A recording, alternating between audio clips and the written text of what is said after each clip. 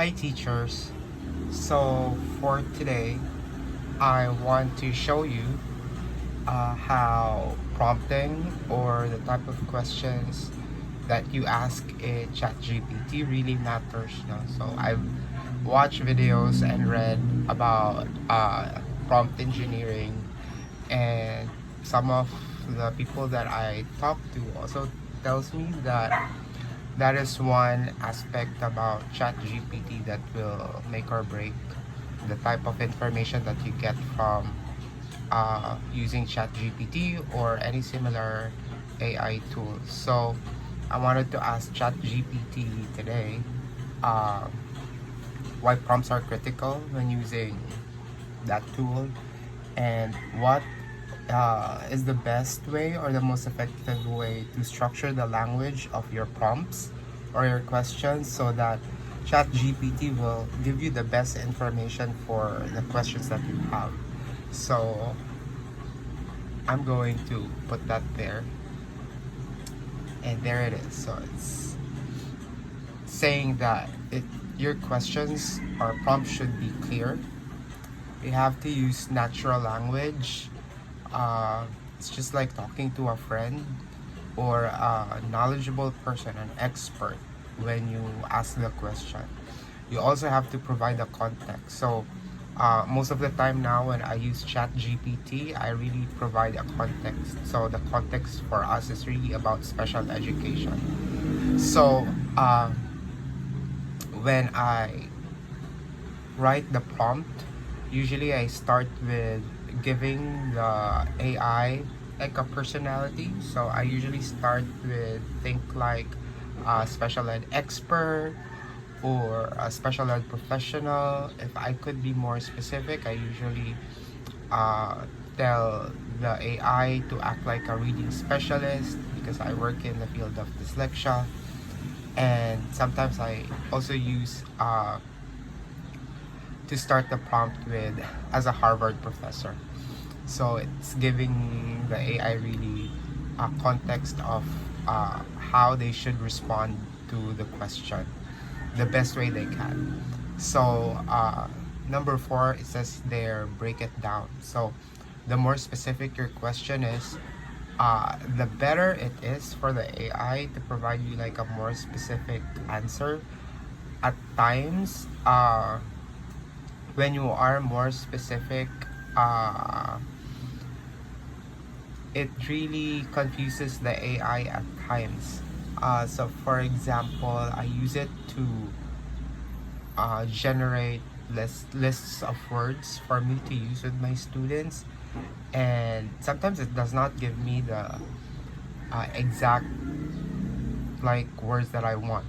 So I actually have trained the AI more by giving it like some feedback that it gave me like a wrong list or a wrong kind of word. So that's actually number five, experiment and iterate.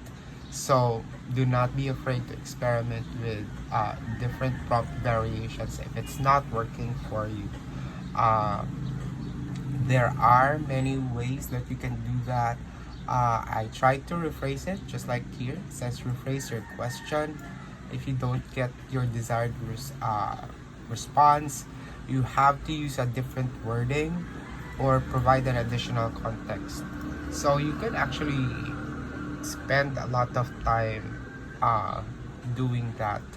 But another thing that I will recommend to you is that if uh, this thread for one chat that is giving you a lot of problems, maybe it's already like it already reached the limit for the number of probably like characters that this thread can work with.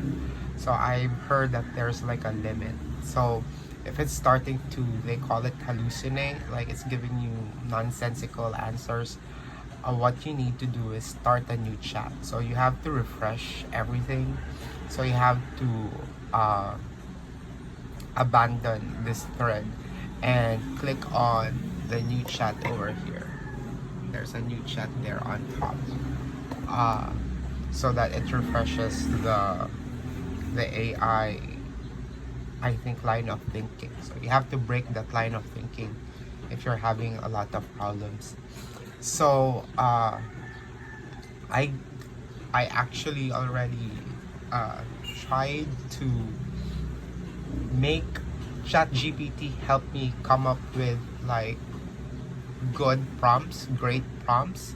So there's an example here. So I prompted it to give me 5 examples of great prompts when asking about information when you are making a curriculum for grade 1 students. So I made it more specific. So it's for intellectual delays, and the context is in the third world setting. So this is not like the best prompt. So I'm asking ChatGPT to help me refine the prompt that I made. So there it gave me like 5 examples. So we can copy and paste it here. Let's see what it will spew out. So the prompt is, how can we design a curriculum that caters to grade 1 students with intellectual delays in a resource constrained third world setting? What are some effective teaching strategies and approaches we should consider? So if you put that there, so I already like, I'm using a different, you know, a prompt that is already considered like a good prompt to start with. That's why this GPT is named LAN. So it's short for learn anything.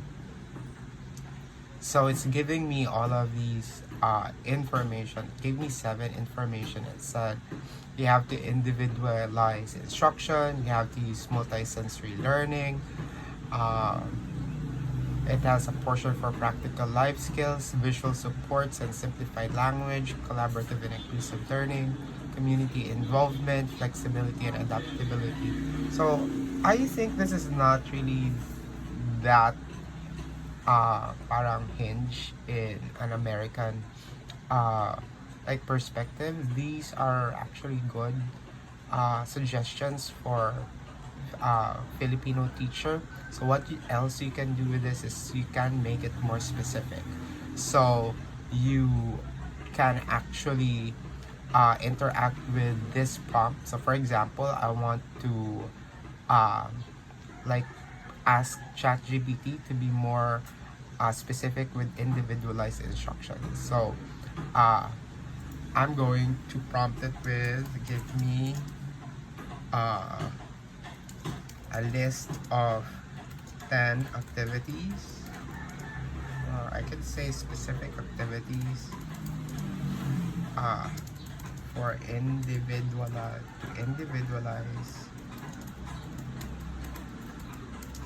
instruction for grade 1 students with intellectual disabilities. So it's not that specific, but you know, it's a start. So they're starting to give me some ideas. So it says there's sensory exploration, picture-based communication, counting and sorting, fine motor skills, daily living skills, story-based learning, sensory story. So these are all already, you know, parts of a lesson that you could expect from a typical special ed or OT based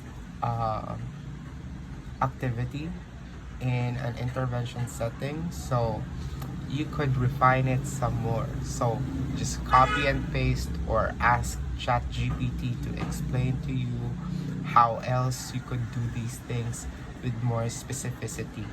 So I think really that's a good